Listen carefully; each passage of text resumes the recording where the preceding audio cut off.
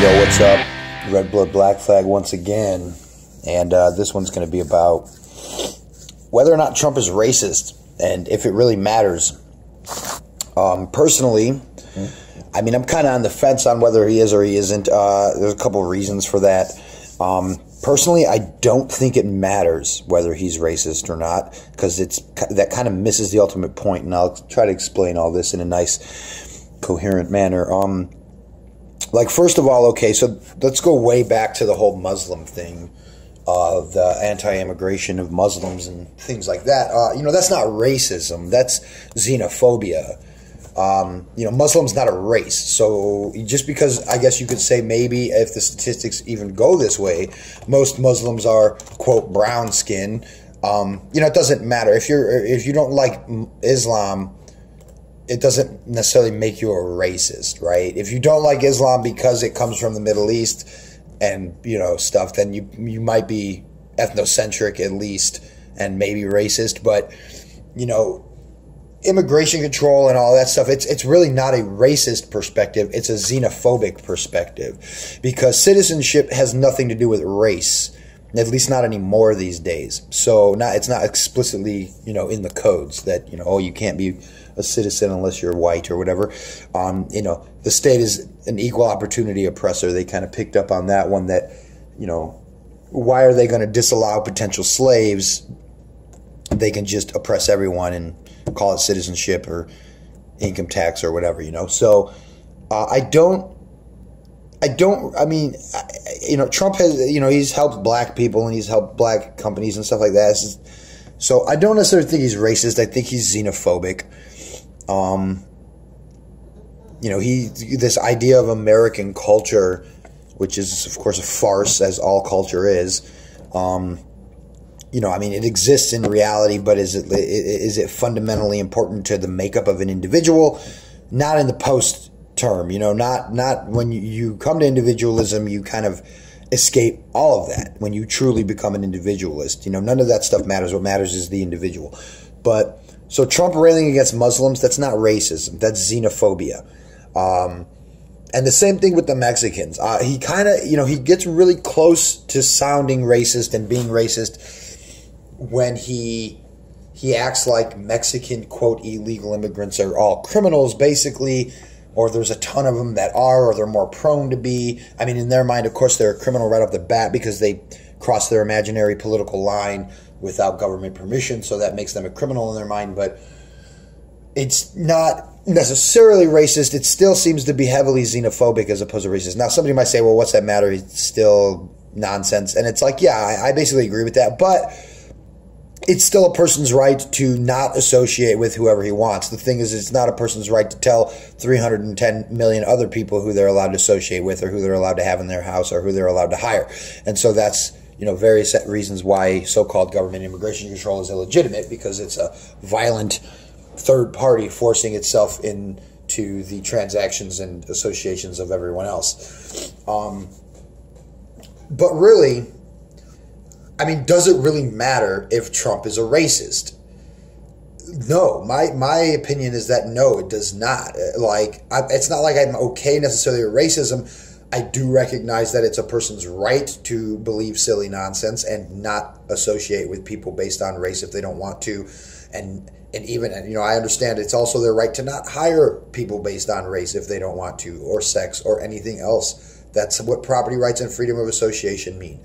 If you have freedom of association, that implies the right to disassociate from people. If you own property, that implies the right to control the property to the extent of who you allow in, who you choose to serve. If, like, say, the restaurant example, which is a pretty common one back in the civil rights era and stuff, segregation of restaurants and no blacks allowed and all this stuff. The thing is that liberty is the great equalizer, right? Because blacks also have the right to refuse to serve whites. That's just how it goes. Every individual, and even saying it like that is not usually something I'll say outside of these types of debates, because I just don't look at the world like that. I don't see blacks versus whites and aggregate whites and aggregate blacks. It's individuals. It doesn't matter why the individual doesn't want you in the restaurant. It doesn't. If he doesn't want you in the restaurant and doesn't want to serve you, that's his right. He can kick you out. That's what property means. And in that sense, it equalizes everything because everybody has that right with their own property. But the big reason why it really doesn't matter if Trump is a racist or not is because regardless of your race, he thinks he has the right to control you. You know, that's what it's like. The slavery thing didn't really go away.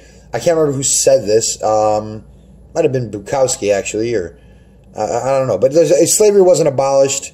It was just extended to include all the races. Basically, that's basically where we're at, right? Like I said, the state is an equal opportunity oppressor. It tells everybody what they can and can't do. It tells everybody that it has to give them their money. It tells everybody that if you grow the forbidden plant, they're going to put you in the cage. Now, granted, there's a disproportionate amount of black people in jail for certain types of crimes compared to whites and so on and so forth.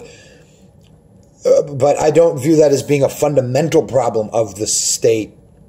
That is a problem of the actual individuals enforcing the non-racist laws. Like, we don't really have racist laws in the government, so-called laws anymore, outright. They don't specifically name race or anything. It's just the mind state of the racist enforcers that might go that route, including the, you know, obviously the cops and then including the judges and stuff. And, you know, it could go really, really deep.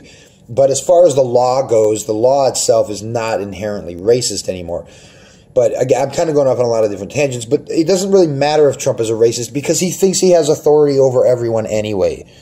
You know, he believes that he's government, or he's an agent of government, or any variation of that. It's basically the same thing at the root. It doesn't matter what race you are. If you live on what he considers to be the United States turf, the game called government's turf, then you have to pay tribute to the king. You know, it doesn't matter what race you are these days. They've transcended that into full-on slavery instead of just racially based slavery. But I mean, so those are just, that's my view. Is it doesn't matter if he's racist. He's an authoritarian anyway. It's like, do you think that the slaves in the 19th century sat around arguing whether or not the master was a racist? I mean, I guess chances are he probably was, but do you think slaves gave a damn? Like, oh, we're slaves. Well, do you think the master is racist? Like, what the hell does it matter? You know, I mean, I guess you could say, yeah, but like I said, what does it matter? He's treating you like a slave. He has you enslaved regardless. Trump is acting like an authoritarian maniac. He wants to control everybody's property in this concept of so-called immigration control. He wants to tell you what the market can and can't do. He wants to dictate to the market through his tariffs now, which, you know, he's been kind of dropping hints on that since he started campaigning, which, you know, the libertarians and free market economists, we've always been against that.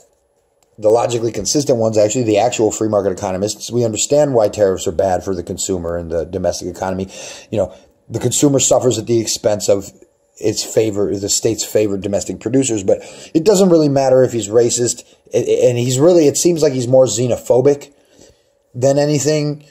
Which it's not like that's like better than racism. It's a matter of consistency and pointing out what's actually happening.